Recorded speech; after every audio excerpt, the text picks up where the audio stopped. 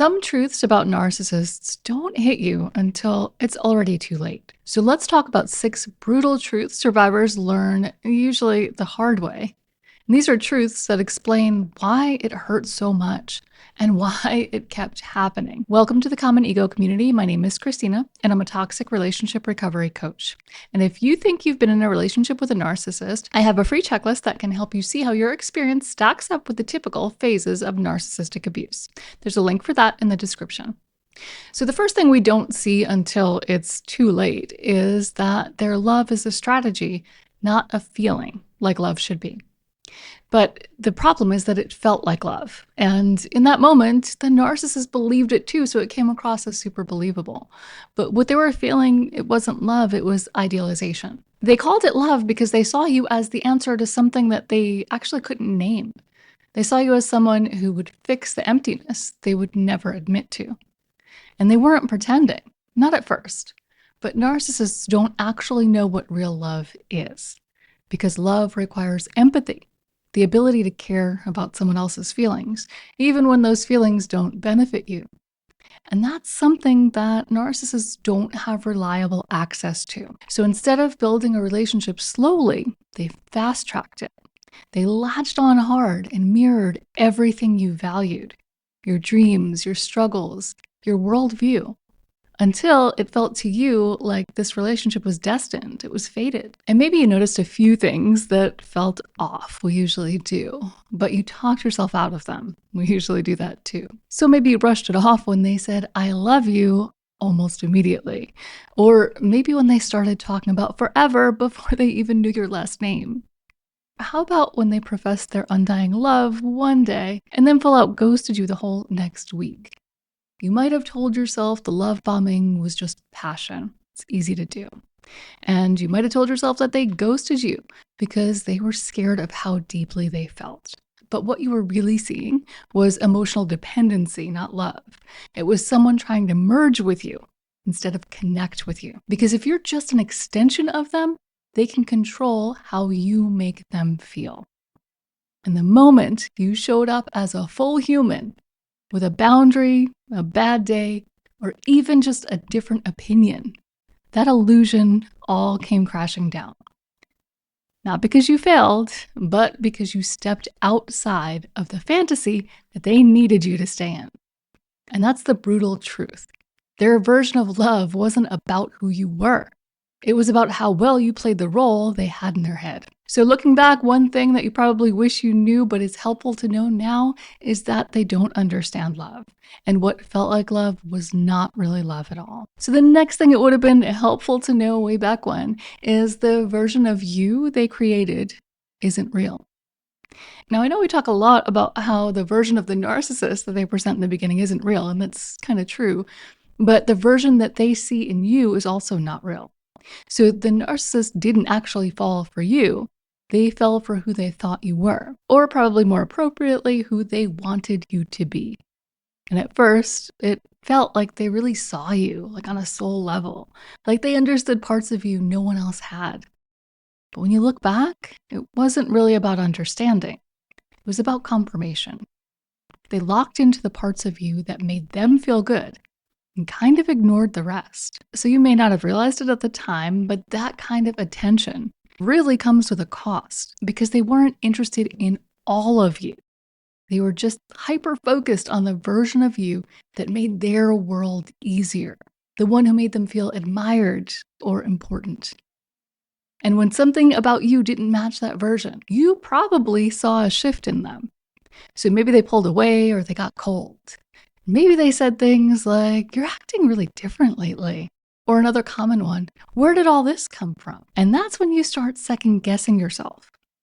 Not just your words, but your personality. Maybe you started tiptoeing around the things that used to come naturally to you.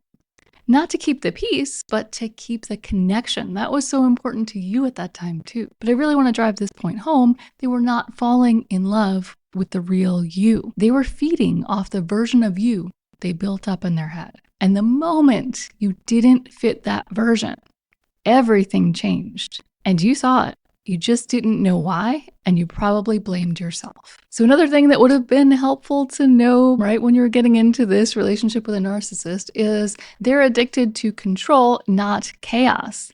And that's an interesting one that I think some of us even struggle with today because the narcissist loves to start drama. But the reason why they love to start drama and chaos is because it helps them gain control. So, at first, you probably didn't think of it that way. But back then, you may have told yourself that they just had a temper or struggled with consistency. If you're highly empathetic, this is a trap that you might fall into because you know how to help. And it seems like with just a little work, just a little tweaking, you could have everything you want. And that right there is the trap. That's what keeps you in it. And listen, they know this. They can see it in you. They can see how you want to change them and how you want to help them. And even though they don't want help, they're not going to tell you that because they know that's the hook that keeps you in. So maybe they cried about how broken they were or promised to change the moment you started pulling away. But if you zoom out, the pattern starts to come into focus. The timing of their outbursts is not random.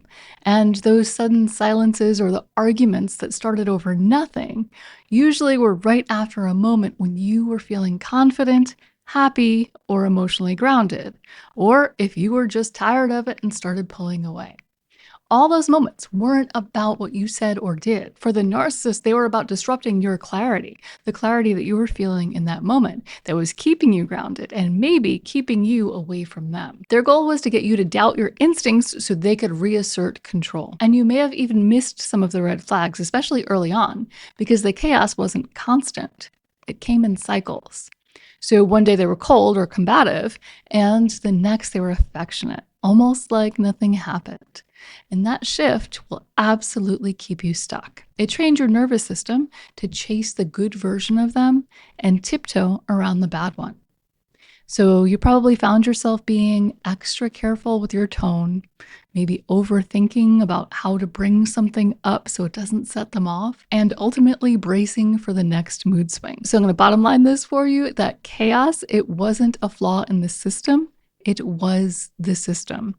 Because as long as you were confused, they were in control. So the next thing that would have been super helpful to know before you got into a relationship with a narcissist is that in this relationship, you were trained to betray yourself.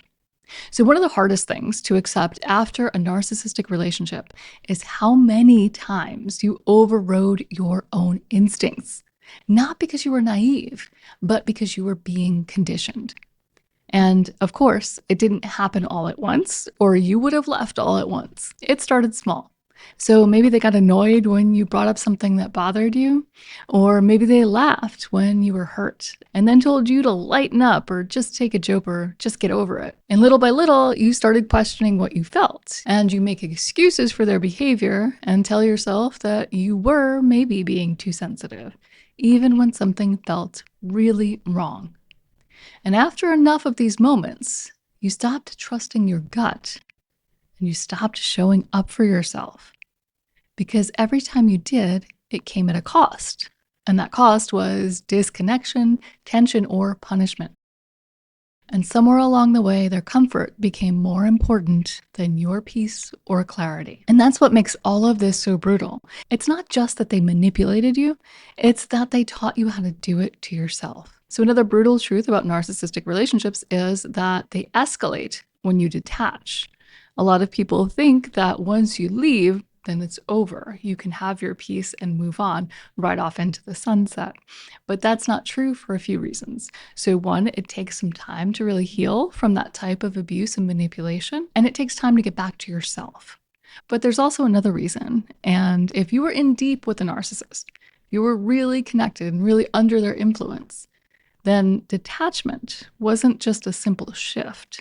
To them, it was a major threat. Because as much as we would like this to be true, narcissists don't let go when they lose interest. They let go when they lose control. And it takes a really long time for them to admit defeat. It takes a long time for them to admit that they've lost control. So if they've ever had control over you, your emotions, your thoughts, or your choices, they're not going to give that up quietly. So when you started to pull away and when you stopped defending yourself and stopped playing into their fights, taking the bait, or trying to win them back, they definitely felt it. and they escalated it. And it's not always in such obvious ways. So sometimes they come back with love bombing or apologies that felt different than before. Sometimes they come back more self aware or more desperate, which also means more convincing because they're desperate for your supply and it feels like they're desperate for that connection. They're desperate for you. And other times they might just disappear for a while, for months maybe, and then reappear the moment you start to feel okay again. And if you really want the playbook, if you want to know step by step what happens and what to expect when a narcissist realizes you lose control, I have a video that goes through it step by step. And I'll link to that in the card. But interestingly enough, this point when they're starting to lose control is when you'll see the best and the worst of them. So you might see them coming in with love bombing and just give me 5 minutes and I miss you so much and I need to explain myself. Maybe they even apologize for everything that they've done. They tell you everything that you wanted to hear. That's the best of them. But when that doesn't work, you will eventually see the worst of them. And so many of us have been here where you thought you knew the worst of this person, but then you get to this point and you realize you hadn't seen the worst at all. And this really leaves you questioning, like, who is this person? How deep does this go? And how far will they go? Which is very valid, but not necessarily a reason to panic. If you're questioning any of that, I highly suggest you watch the video that I linked to. That'll give you some more context. But the danger in all of this is that when you see the best of them or the worst of them, you might be tempted to think that because you're seeing such extremes, that they might be so desperate for you. They might be so desperate to get you back in their lives. But they don't escalate because they care. They escalate because their grip is slipping and they don't know who they are without someone to control. So another brutal truth about narcissists is they don't heal. They just recruit replacements. So when this relationship ended, you probably hoped that they'd take some time to reflect, right? To heal from this roller coaster of a relationship that seemed so absurd and head spinning, right? It feels like anyone would need that time after something like that. Or maybe you're full on clear that they were the toxic one and maybe they would finally take some time to see what they did and reflect on that and think about changing. But that's probably not what happened, did it? They moved on fast, didn't they? And not just casually. They found someone new, painted them as the one, and picked right up where they left off, as if none of it ever happened. And I talk to so many people who are in this position, and it's so difficult to deal with, no matter whether you were the one to end the relationship or if they were. When someone moves on that hard and that quickly, it's a little bit of a hit to the self-esteem. But if you're in this place right now, I want you to know it's not because they're over you. That's impossible. It's literally impossible to get over a relationship that lasted months or years in seconds. They're not over it. Even if things ended badly, even if neither of you want each other anymore, it's natural to take a beat after a relationship to self-reflect and for some self-care, especially when it was such an emotional roller coaster like this one. Your nervous system needs to reset, if nothing else. But no matter what, it feels very personal. It feels like it's about you. Like you were so unlovable and so replaceable that they could just move on like that and they can ride off into the sunset and be happy. But the reason they can do this is because they never really saw you to begin with. So it's not personal. It's not because you're unlovable and you're unworthy. You were a role, you were a source, maybe even a reflection. And now that you're gone, they just need someone else to do that same job, and they need that person in there fast. That's what makes this one so brutal. You spent months, maybe years, trying to make things work, trying to be enough, trying to understand what was going wrong. And meanwhile, they were already preparing to rebrand themselves for the next person. Someone new to impress, to love bomb, and eventually blame when the fantasy breaks again. And no doubt you noticed how fast they moved, how suddenly they seemed happy, and how they dropped hints online or through mutual friends, just enough to make sure you saw it. So you might hear things like, oh, this is the healthiest relationship I've ever had, which is a subtle dig, implying that your relationship was incredibly unhealthy. And also the fact that they're able to have a healthy relationship now implies that it was unhealthy because of you not them. So they're very good at these coded messages that make you feel bad about yourself. So just keep that in mind and understand it's not about you. Honestly, none of it is real. It's just the next round of idealization. And I'm just going to drive this one home again. They do not heal, they recycle. Because healing requires self awareness, and they've built their entire identity around avoiding that. So if these little truths hit a little too close to home, that's not a sign you're broken, it's a sign you're waking up.